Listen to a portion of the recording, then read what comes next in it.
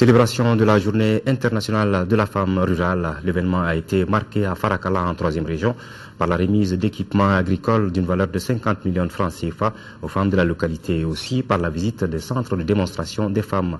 C'était sous la présidence du ministre de la promotion de la femme, de l'enfant et de la famille en présence de plusieurs membres du gouvernement et de nombreux invités, de nombreuses personnalités. Sikasso, le compte rendu de Fatoumata Diallo. 2 exposés ont marqué cette conférence-débat qui a drainé du beau monde dans la salle de conférence du Conseil régional de Sikasso. Le premier est relatif à la loi d'orientation agricole et au Fonds national d'appui à l'agriculture et le second aux droits humains fondamentaux des femmes rurales et les violences basées sur le genre.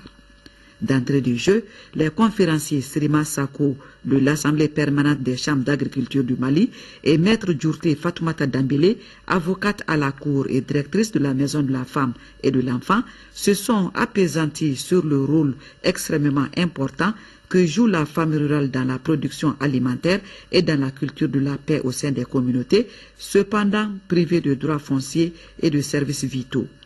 Un véritable cadre d'échange visant à préparer les membres de la Fédération nationale de la femme rurale à mieux jouer leur rôle de leadership. Vraiment, ça nous a permis aussi, avec la formation, de connaître nos droits et ça nous a permis aussi de connaître la loi d'orientation agricole, surtout sur le foncier.